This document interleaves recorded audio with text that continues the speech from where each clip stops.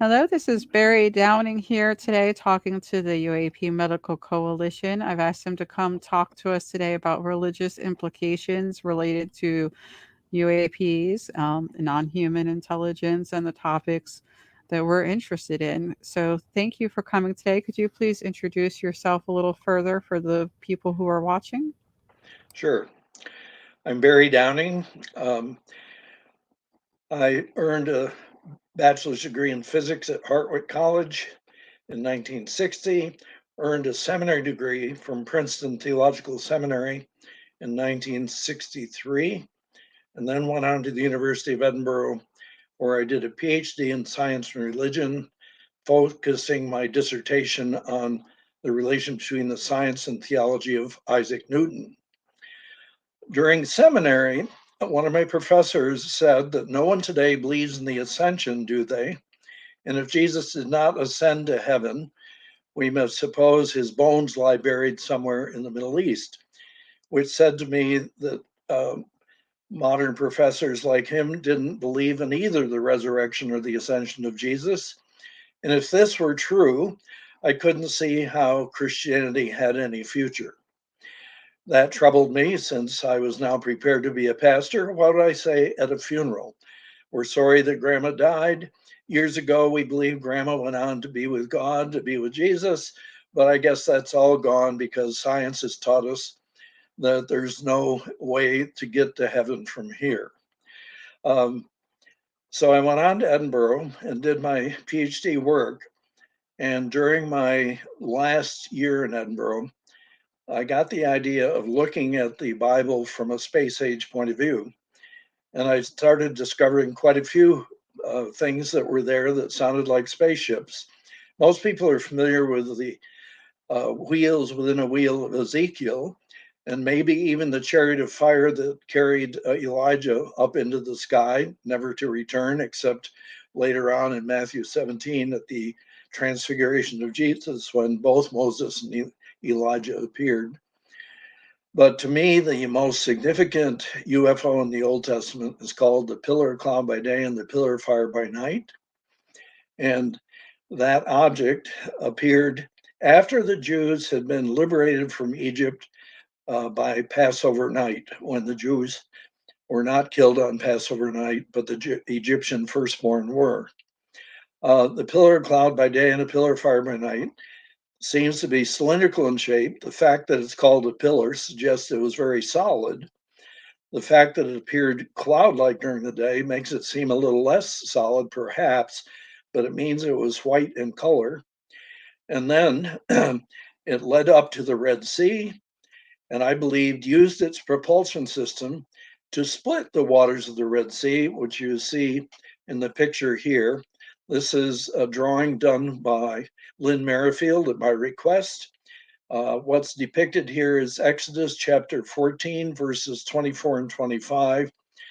Then the Lord in the pillar of cloud, of fire and of cloud, looked down upon the host of the Egyptians who would now come down into the sea channel following the Jews, and discomfited the host of the Egyptians, locking up their chariot wheels so that they drove heavily.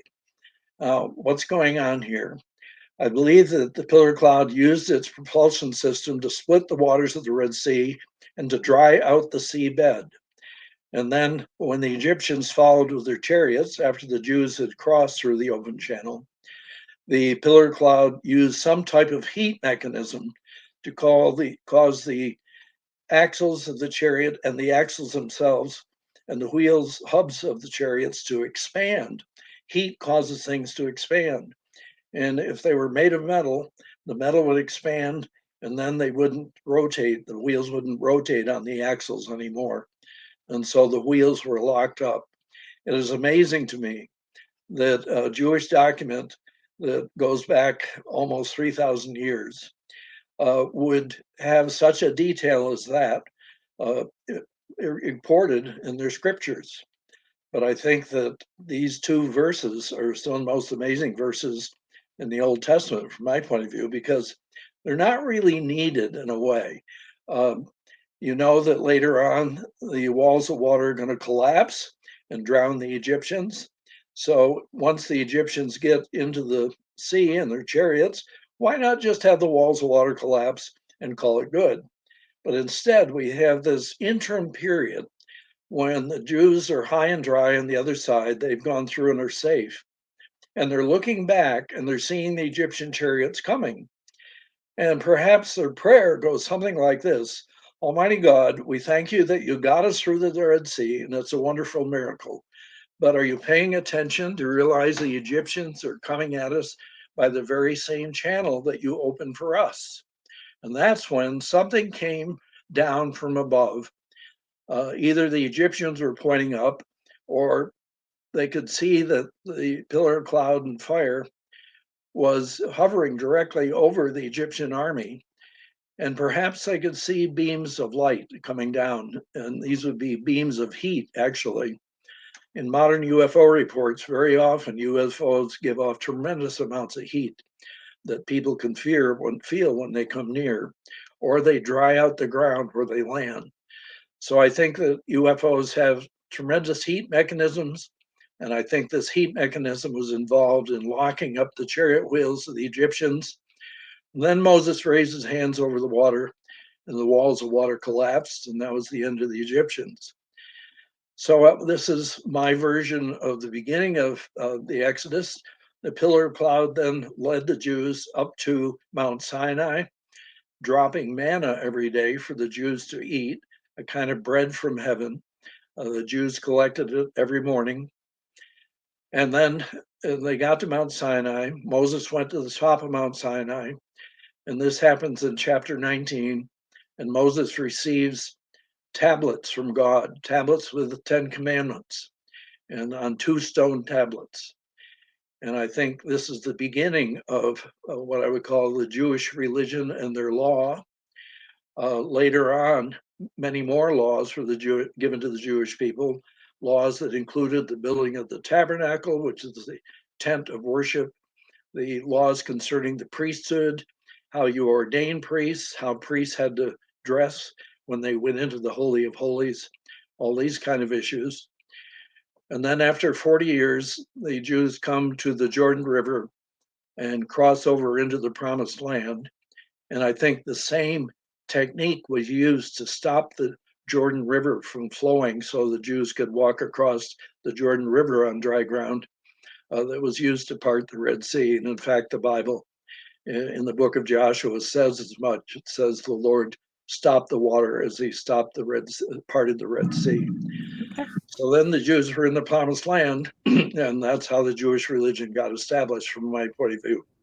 Right. So you have a very interesting perspective that has to do with how the Bible sort of reflects a pre-existing sense of non-human intelligence, and entities that are assisting humanity.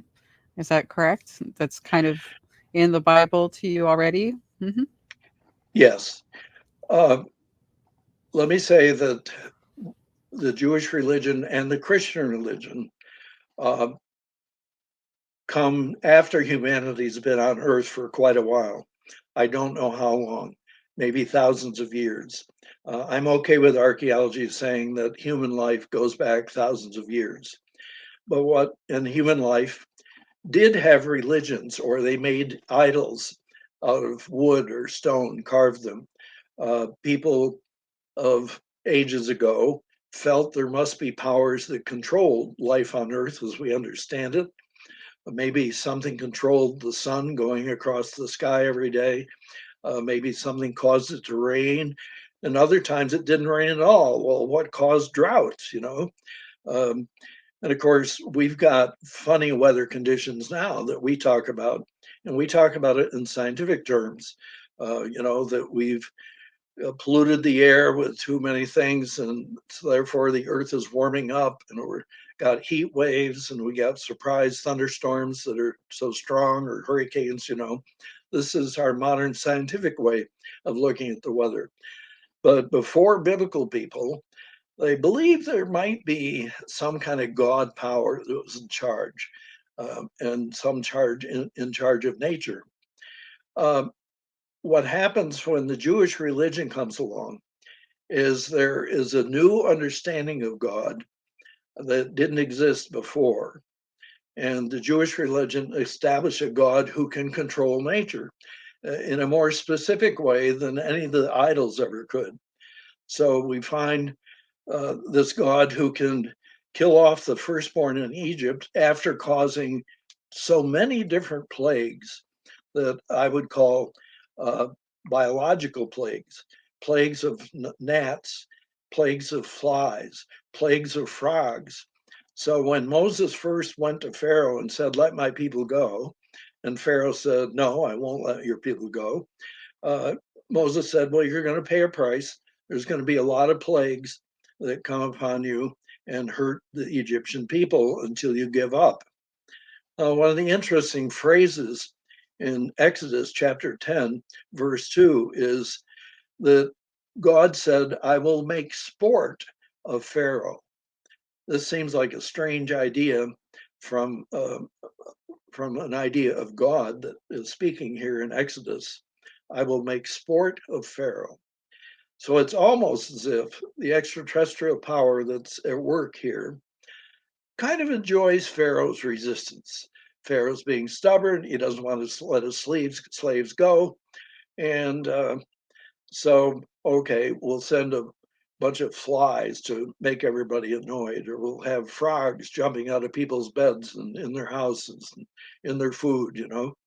Uh, but none of these things cause Pharaoh to change his mind, but they're all what I would call biological miracles in the sense that I think our modern ETs have great biological powers, and we should pay attention to that part of that dimension of their existence. Um, we know that Linda Moulton Howe has done research on cattle mutilations and the mutilation of other animals. And she believes that the ETs do biological things with our animals.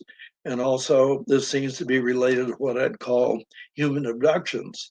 The ETs seem very interested in our biology, and it appears to me that the ETs in the Bible have tremendous biological powers too. So, in terms of are the ETs here to assist us? In some sense, obviously, this is true. And it may be even more true to say that the ETs have guided the biological development of life on Earth, not just human life, but all of life. If the ETs have been around for millions of years, and we don't know they haven't been, then in a sense, Earth is a project for the ETs. It's their project to guide the development of biological life on Earth Right. and to see it reach a point where humans then become what I would call the dominant species, which is what we are, for better or for worse. So, the Bible, from your point of view, which, by the way, for those who didn't quite catch it, is the Presbyterian Protestant point of view. The Bible supports some sort of ET or non human intelligence intervention with humanity. Yes, and in the past we called these beings angels, and the angels that are reported in the Bible. So, if you go to Genesis chapter 18, three beings come to meet with Abraham and his wife Sarah, and they don't know that they're angels. They're just strangers that have come to visit. And in the Middle East, you showed hospitality to strangers, and the Abraham invited the three strangers to eat with them. In the meantime, the three strangers predicted that Sarah, Abraham's wife, was going to be pregnant and have a child by the time they came in a year. And Sarah overheard this conversation. She'd been barren her whole life, and she was accused of laughing by the three beings that were visiting Abraham, and she denied laughing. What I think this means is the ETs that were there could read her mind and heard her mind going, huh, like I'm likely to have a child now that I'm already past getting my period, which the Bible says was her case. It had long ceased to be with her as it was the way with women. So she wasn't even menstruating anymore, and these beings said she's going to have a baby. What this means is, if this is a historical account that we have here in Exodus 18, it means that we're dealing with a power that could regulate human pregnancy, and even apparently from a distance. We don't know in what way. Uh, People like Bud Hopkins have done research on human abductions, and Bud has been suspicious that they've been uh, perhaps making women pregnant uh, and taking their offspring from them, and perhaps creating some type of hybrid being in the process. There are other researchers who've also been suspicious that the ETs are doing hybrid work in regard to humans, making Right. semi-human beings. And that's Uh, actually something that we find also in the Bible, isn't it? About the Nephilim. Didn't they also get punished for attempting to procreate with humans? yeah, so this is Exodus chapter 6. The sons of God saw that the daughters of men were fair and took them as wives. And the beings gave birth to perhaps the Nephilim or even to giants. Okay, that's part of the story. And then in the book of Enoch, it is told that there were 200 angels that rebelled against God. The angels were forbidden to have sex with human women. 200 angels said, "We're not interested in that kind of forbiddenness. We're going to rebel against it." And so then they went and took human women as wives. That's part of the Genesis 6 story. Notice that Genesis 6 comes ahead of what I would call the main Hebrew story. The main Hebrew story begins with Abraham and Sarah, and includes extraterrestrial contact with Abraham and Sarah, just like I've described. So you can argue that if ETs are interfering with human reproduction, that this is a sign that we're dealing with rebellious angels, as in Genesis 6, or we could say that they are the angels of God and they're doing the kind of reproductive work that we find with Sarah and Abraham, or even with Jesus, perhaps, who was made pregnant by an angel, or at least by the word of an angel. So we've got reproductive issues in both the Old and New Testament, and I'm not sure which way the argument needs to go here. I know that conservative Christians believe UFOs are either demonic or that they're fallen angels of the type that perhaps were shown in Genesis 6 or that are spoken about in the book of Enoch. The book of Enoch, by the way, is an apocryphal book. It's not in the Protestant Bible that I use, but that doesn't mean it doesn't contain useful information. So the issue of, are the ETs biologically involved with human life? I think they are. In terms of biologically involved with other species besides humans, I think they are. UFOs have been seen to dive into the oceans. What are they doing in there? My personal belief is that the whole universe is under some kind of world, intergalactic government. It's what Jesus called the kingdom of heaven. I think it has more to do with heaven and earth. It's much bigger than that. I think anywhere in the universe where you find life, the UFO reality that we see flying around planet Earth now is also involved, or at least other workers like them are involved in watching life on other planets. Now, we've got millions or maybe billions of planets that are in what the scientists now call the Goldilocks orbit, which means they're not too close to their sun, like Venus is, or Mercury, and they're not too far from the sun so that you'd freeze to death like you would at Jupiter or Saturn. They're like Earth, where we've got moderate temperatures. At least we've had moderate temperatures until the last year. But in any case, moderate temperatures, and where the kind of life we have on Earth could survive on those planets. My guess is, instead of sitting around waiting for life to evolve on a planet, we'll say in Andromeda, in the galaxy of Andromeda, that it might make more sense that you would take life forms from Earth and transplant them to Andromeda or to some other planet. Why do you have to wait? And I would also say the same thing is of Earth. Maybe some of the life forms we see on Earth have been transplanted here from other planets. Uh, So could I people, ask you how other people who identify as Presbyterian respond to your ideas of the universe and non-human intelligence, what the kingdom of heaven may be, things like that, the things that you've spoken about? uh, I hardly know anybody who is a Christian who is really happy with what I'm doing, and this means Presbyterians too.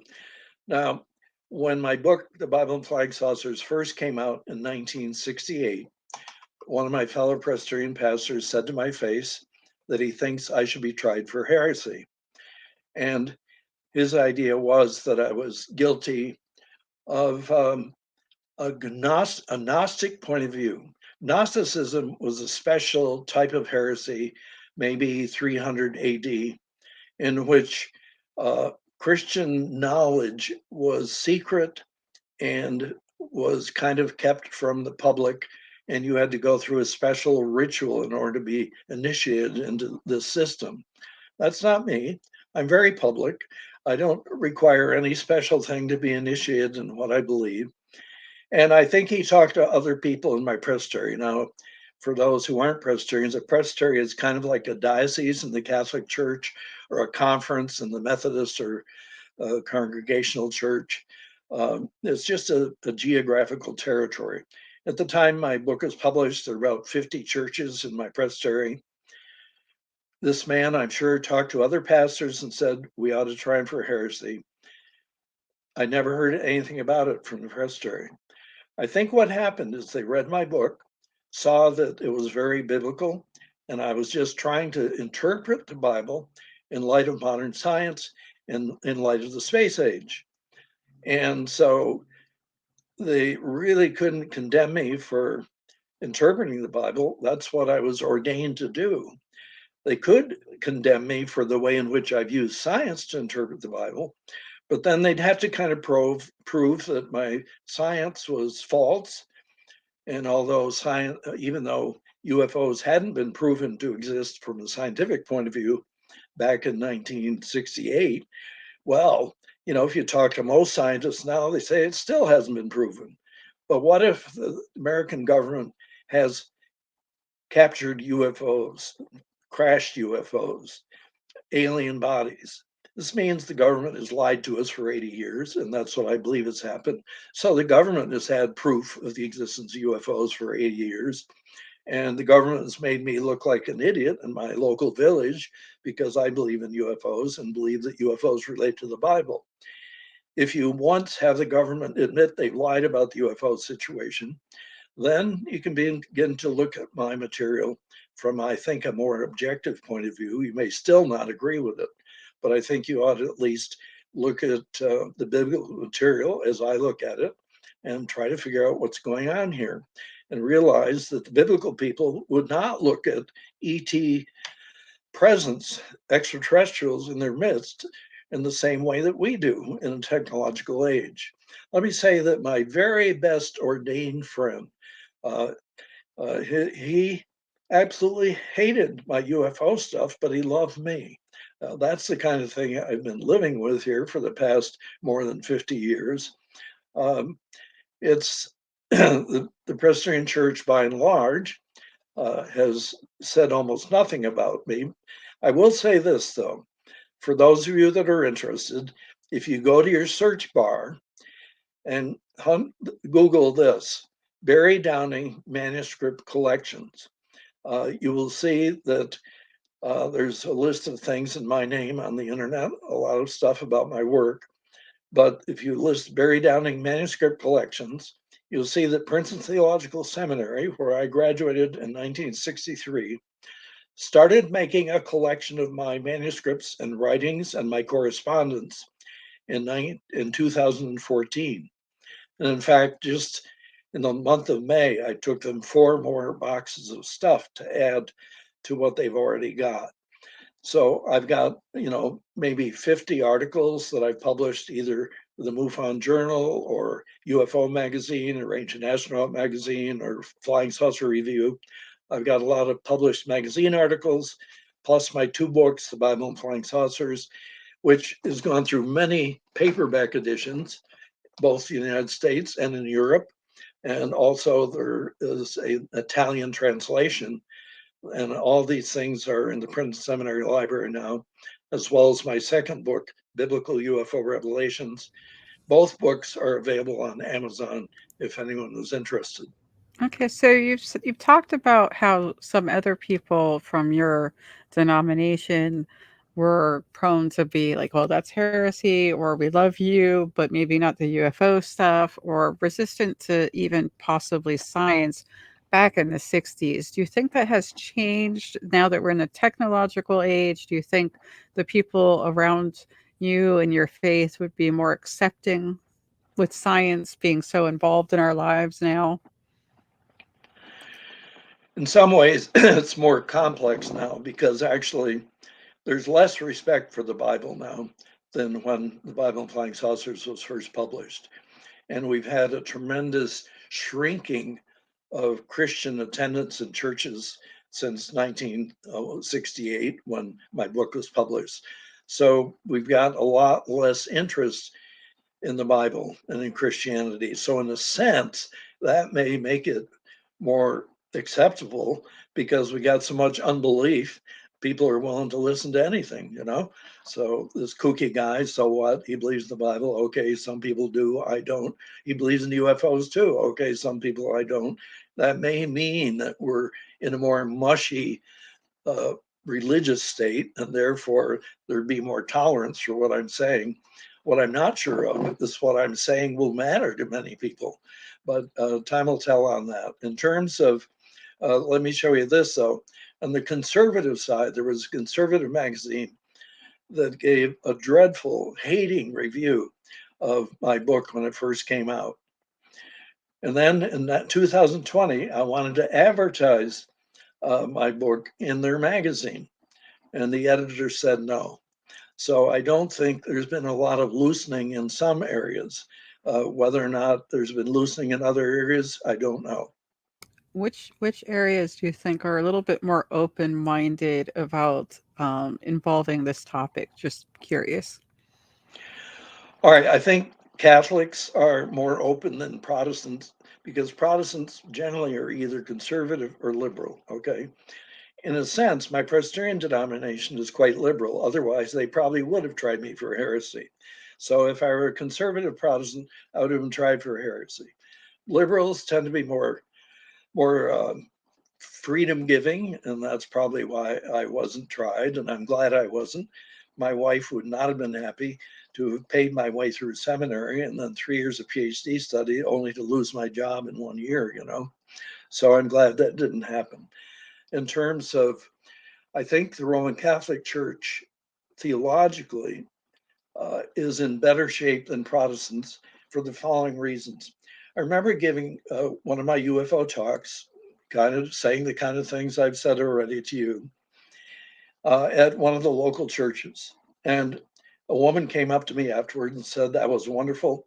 I just think, you're really on the right track." Um, Mary appeared to me when I was at Guadalupe. And this is a woman who is Roman Catholic. And this said to me, this is what Roman Catholics grow up believing, that Mary can appear to anyone at any time.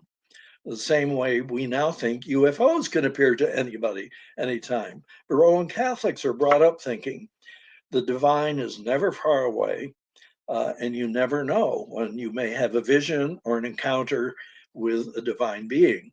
So I think Roman Catholics are much better positioned to adapt to what I'm saying than Protestants, who generally have paid no attention to angels at all.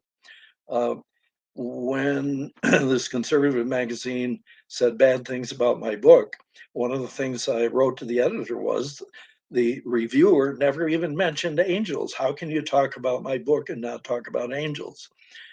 And I said that, in fact, I don't even remember a book about angels being written in the last 10 years by any Protestant. In any case, so that's some of the background. Now, in chapter 6 of my second book, Biblical UFO Revelations, I talk about Roman Catholics and UFOs. And one of the things I mention is the uh, Fatima, Portugal sighting in October 13th of 1917. And in fact, this past 2017 was the 100th anniversary of that, the first one in 1917. Um, in that story, three children had some type of being appear to them in what was looked like a burning bush, and they thought it was the Virgin Mary. And a voice talked to them, in a sense, assuring them that it was the Virgin Mary. And the children went home and told their parents about it. And that was a mistake. The parents got hysterical, like some people get hysterical about UFO sightings. In any case, the 13th of every month, the same being appeared to them and warned them that a major appearance would happen on the 13th of October, so that on the 13th of October in 1917, some glowing light appeared in the sky and 50,000 people saw it, and it looked like a spinning disc and all this kind of stuff. Jacques Vallée had read about this years ago, and in his book, he'd suspected that this was a UFO event, not a religious event, as the Roman Catholic Church understood it. But at the same time, I'm inclined to say we shouldn't separate religious events and UFO events as if we know for sure they're not the same kind of event. I think a UFO event can be a scientific event and a religious event at the same time. Going back to my parting of the Red Sea story, there are huge scientific dimensions to my analysis of what's going on here. At the same time, the religious implications are huge because the parting of the Red Sea became a signature story of Jewish history. And furthermore, it, in a sense, led to the establishment of Jewish people. And notice that the Jewish religion is still alive today, 3,000 years, when in fact most of the ancient religions have all died off. There was Baal, which is the god of the Philistines, and that Baal has all disappeared. You had Mars and Venus, gods of Greeks and Romans, they're all gone. And atheist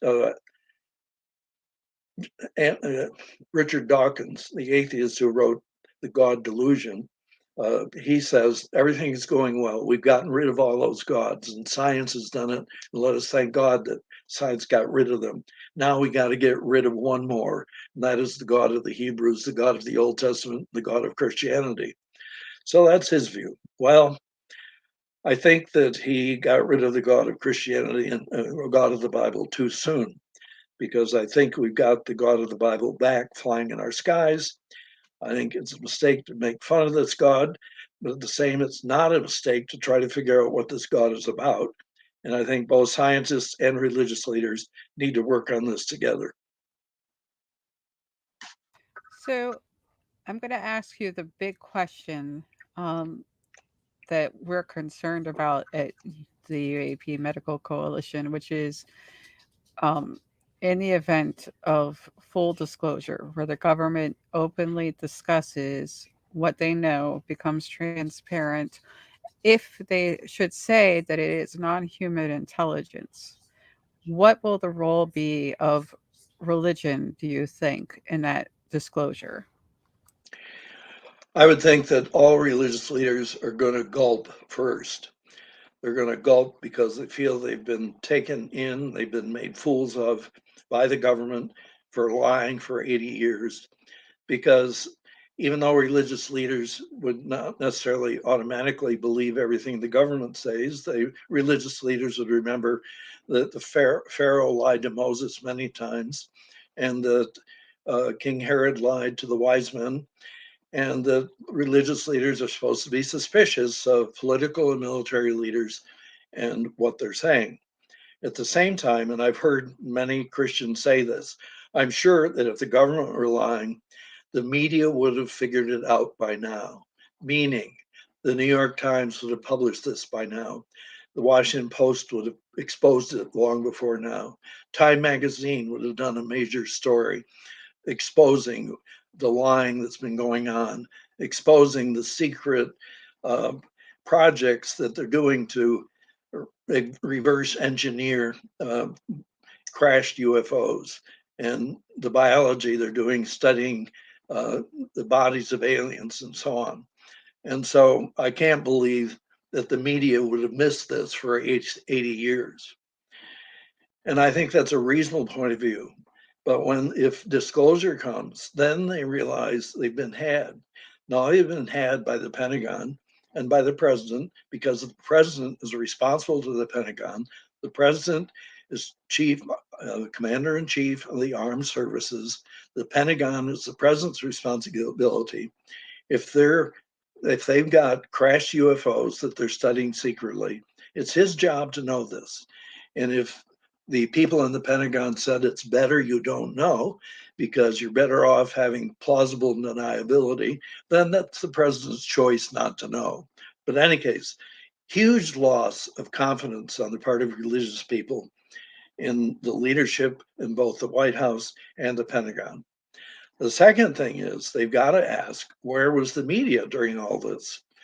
And the confidence they've had in either the New York Times or the Washington Post or Time Magazine, I think it has to evaporate because, excuse me, UFO research has said the government has been lying about UFOs.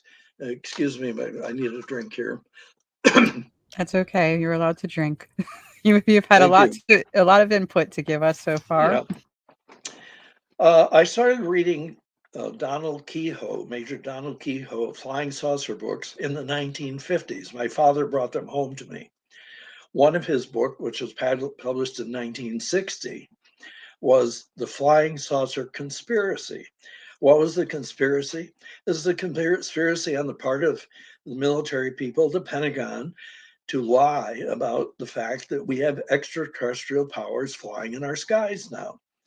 Now, what if modern, you know, media people said, well, if it's a conspiracy theory, then it's obviously not true because conspiracy theories by nature, I guess, are lies. That's not it. Conspiracy theories can be either true or lies. And the conspiracy theory about UFOs being hidden by the government is the truth. And it's been a monster conspiracy theory. And so, what are religious people going to do when they find out they've been had? Are they going to stand up during worship and say, well, I guess we all know that UFOs are real, and I guess we got to learn to live with it? I hope they're all God's creatures too. The government says that they're not really dangerous to us, and I'm glad to hear that. Although, since the government lied for 80 years, I'm not sure how confident we can be in what the government's saying. But we don't have much choice here except to do our best and hope the government is telling us the truth now and continues to tell us the truth in the future. So that's if I were, in a pastoral leader now in a church, and I don't care whether it was Protestant, Catholic, or a Jewish synagogue, or a Muslim, I would leader in Iman, I would say pretty much the same thing. All right.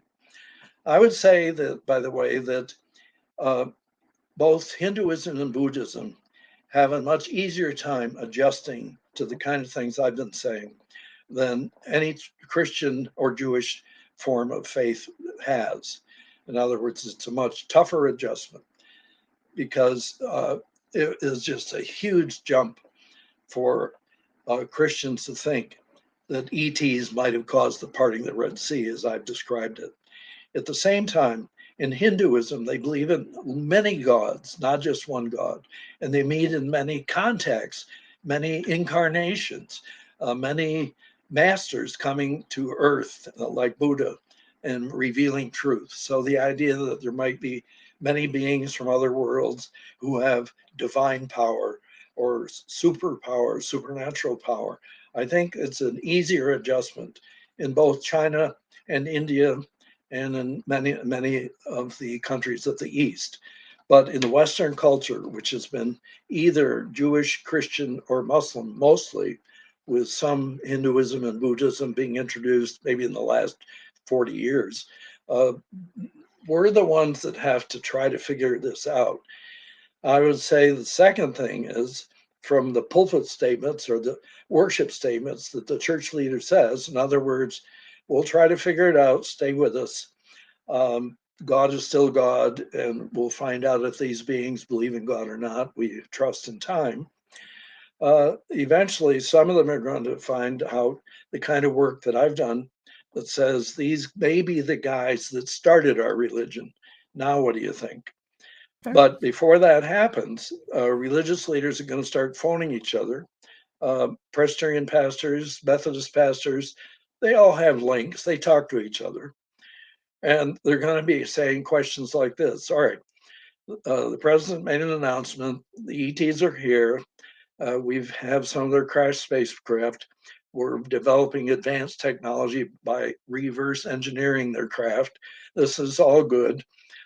We're probably going to go out into space with a more expensive space program. When you know it, they're asking for more of our tax money to do their space stuff. That's not surprising, but there are questions that are not answered by what the president said. The president said we have dead alien bodies and we've got crashed UFOs. That's good. All right. What about live contact with the aliens? Because our pilots are reporting seeing UFOs of all kinds flying by them very close. So we got, it looks like, not just dead aliens and crashed spaceships, we've got live aliens. Do the aliens, land and talk to anybody? And there are plenty of rumors from the past. There's a rumor, for instance, that President Eisenhower met with aliens somewhere out west at an Air Force base and they worked out a deal or something. Okay. I doubt that the president, when he announces that the ETs are here, is going to announce something like that. In my second book, I invent a make believe alien whom I name Zorg, Zorg. And in talking to Zorg, we start asking questions such as, do you have any religious beliefs? And if so, what are they? Did you have anything to do with the development of religion on Earth? And if so, what are they? If Zorg says yes, they developed the Jewish religion and they were the ones that were talking to Moses from the pillar of cloud. And if yes, they were the ones that met with Jesus at his transfiguration in Matthew chapter 17 and caused his body to glow. And they caused his body to glow so that it would be able to be brought back to life after his crucifixion. If Zorg says things like this, I will be surprised if the president would announce this.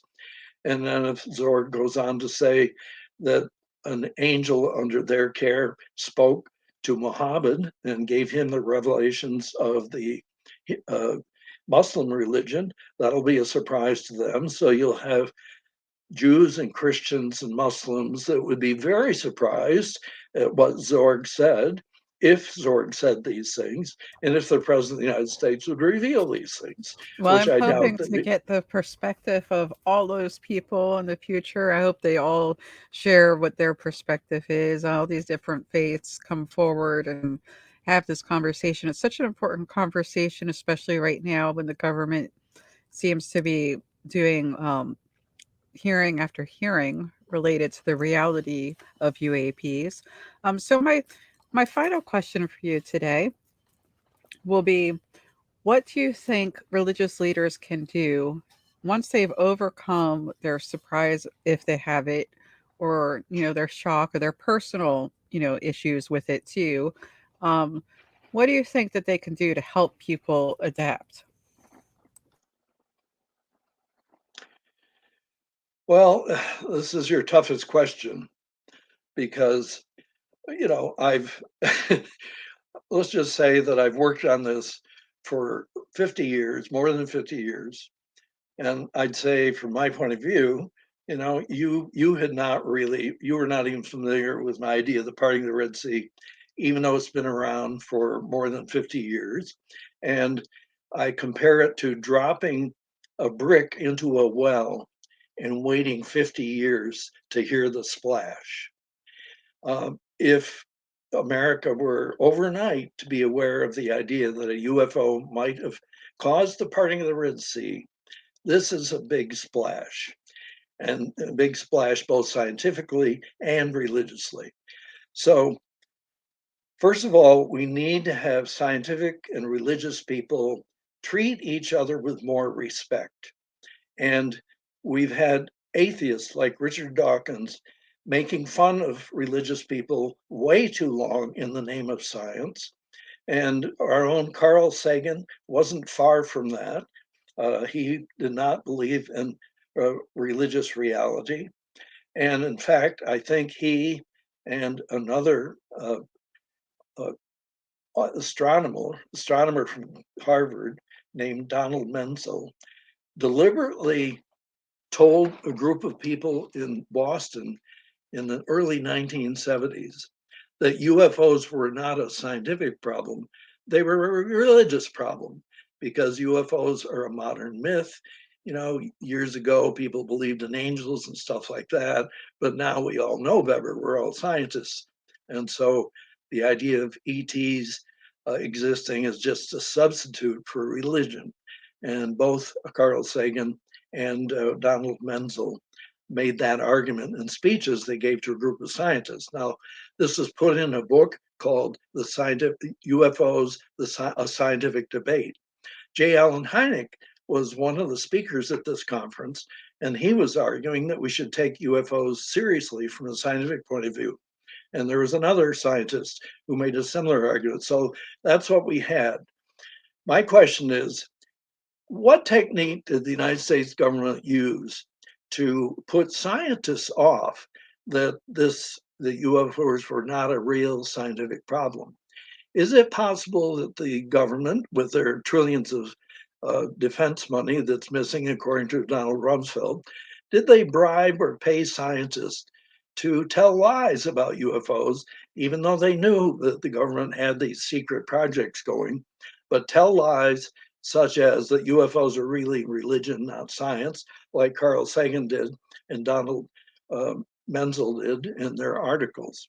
Donald Menzel even had an article or a chapter in his article, which was called UFOs, the Modern Myth, or the Modern Religious Myth.